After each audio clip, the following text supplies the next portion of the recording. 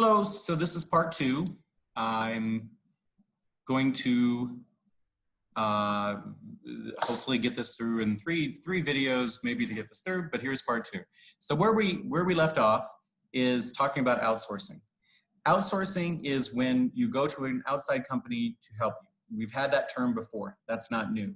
The term here, global outsourcing, when you use the term global, you simply mean going to an outside country to do something for you.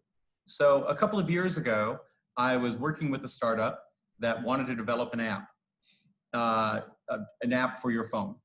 And there was a company here in the UAE that was able to do it for 70,000 dirhams. And there was a company in India that was able to do it for 10,000 dirhams. So they offered the same things that they could do, but one was wanting for 70,000 dirhams, the other was willing to do it for 10,000 dirhams. Obviously, we're more excited to go pay only 10,000 dirhams. So that's an example of global outsourcing. The term competitors.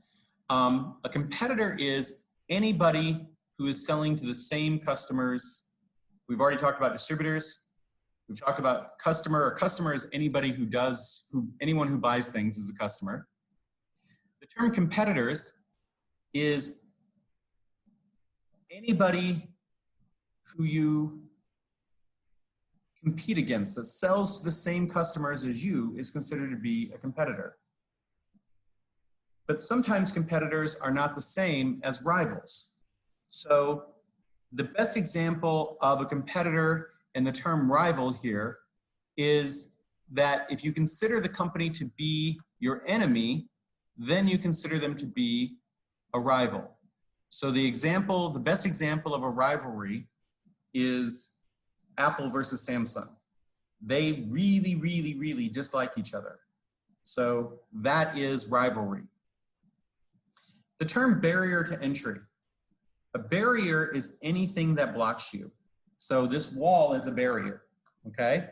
So when we talk about barrier to entry, we're talking about things that make it difficult for a company to enter into the market, okay?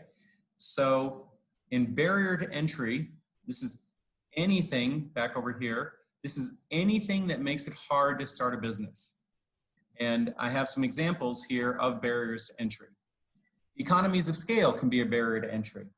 You have economies of scale, this term, in your economics class. So I may be repeating something you've already covered in another class.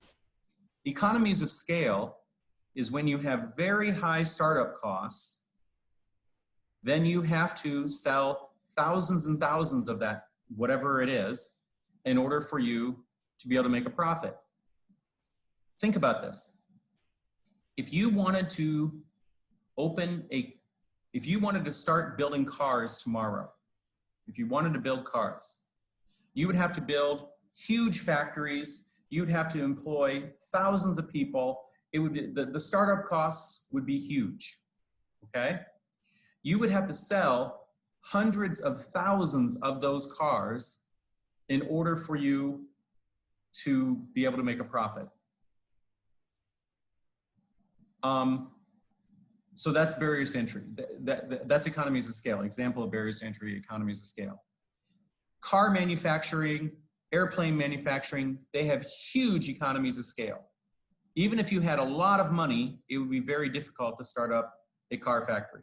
Even if you had a lot of money, it'd be very difficult to start up start a company that makes airplanes. In fact, a good example of this economies of scale being so high, every airplane that I have flown out of Abu Dhabi and Dubai, have all been from either Boeing in the US or Airbus in Europe, specifically France. So so there's only two major, of making the really big planes in the world, there are only two companies. So that's an example of economies of scale. The opposite of economies of scale is when you have low startup costs. So if you wanted to start a coffee shop, that's an example of a low barrier to entry. Another thing that can keep companies from succeeding is that their competitors may have brand loyalty. So the best example of brand loyalty is your teacher, Steve. I have incredible brand loyalty to Coca-Cola. So Pepsi could come out with some amazing drink that everyone in the world loves, and I wouldn't care. I am loyal to my Coca-Cola, and that's not going to change. Even when I drink my tea, I drink it out of a Coca-Cola glass, okay? That is brand loyalty. Government regulations. The term regulations are anything that make it more difficult to start a business. So for example, an example of the word regulation means rules. It's kind of like laws, but it's more like rules. I don't know the difference between a regulation and a law. It's not, I don't care, but but it is a little bit different than laws, okay? An example of a government regulation in this country that makes it hard for me to start a business, for example, is the 51% local ownership. So if I wanted to open Steve's coffee shop, if I wanted to open my own coffee shop, I have to have a local partner, okay? That makes it less likely that I'm going to want to do it if I didn't have a good local friend. Now I do have some good local friends. I would be happy to open a coffee shop with, my friend Mansour, for example. But not everybody does have a local friend.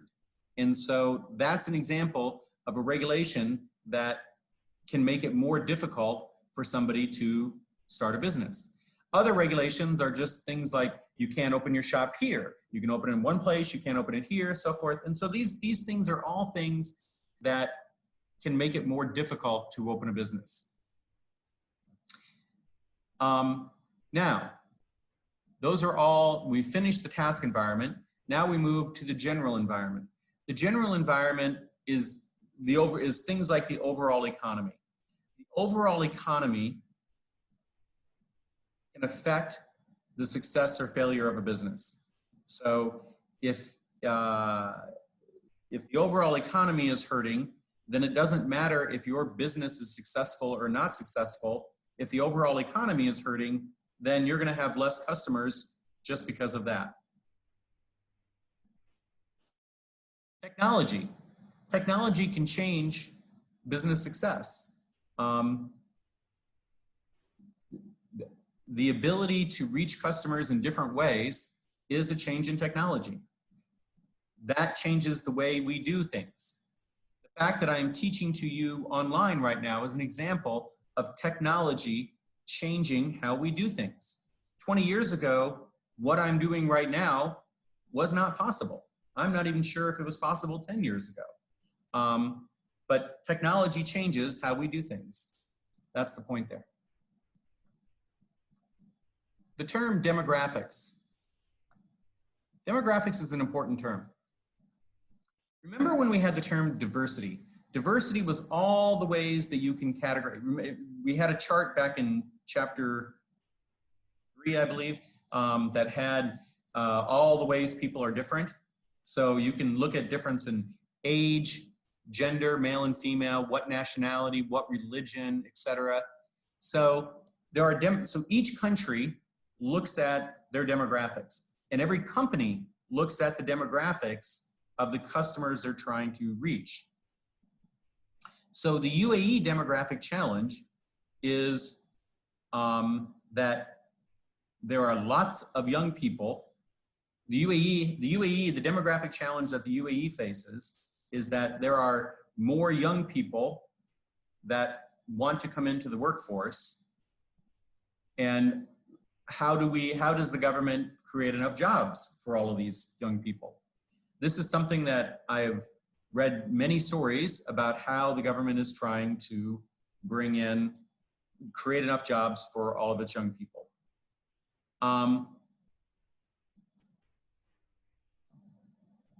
By the way, the opposite problem is true in my country.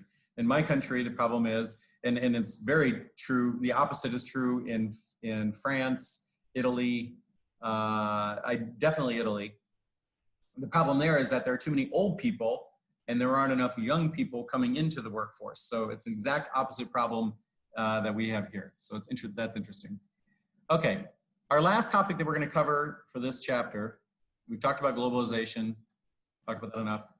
The last topic we're going to talk about here is a tariff. A tariff is when you have a tax on imports, okay? A tariff is, occasionally there are tariffs on exports, but usually tariffs are on imports. And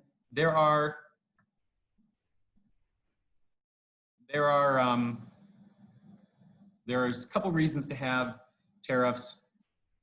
The main reason that countries have tariffs is that they try to raise revenue or they try to protect a local industry, okay? I'm not gonna write that down because that's not gonna be on a test. I'm not gonna ask you, what are the 2 reasons why, whatever, but those are the 2 reasons, okay? And I have some other notes here talking about the GCC and the US dollar. And honestly, for this semester, I don't care about that stuff so much. So we'll just let that go. Free trade doctrine, that's a kind of important idea. That, I guess, free trade zone is where you agree not to tax others in this area. So the UAE does not tax anything that comes in from Oman. The UAE does not tax anything that comes in from Saudi. And Saudi does not tax anything that comes in from the UAE. It is very common for neighboring countries to not tax things of neighboring countries. So we have, from America, we do that with our neighbor Canada above us and our neighbor Mexico from below us. That's an example of a free trade zone, free trade doctrine. Trade barriers overall are declining. Hopefully that's true. And then Hofstede's model of national culture, that is a long topic that I will think about how much I want to cover here. I'll cover it briefly. You should read in the book about this. I will not ask a lot of questions on this, but I will ask a few questions. The difference between individualism and collectivism. Individualism is a degree to which people feel you are on your own versus collectivism, where you feel that we're all in this together. So I come from a country that is very high on individualism, because in the US, we believe you're on your own. I would say in my time here that I view the UAE as being much more collectivism, that we're in this together, and seeing how the leaders of this country are dealing with this virus, this is a great example of collectivism. We're all in this together. We have to find ways to move forward. Power distance, next item here, power distance. When you take organizational behavior, we spend a lot of time talking about it there.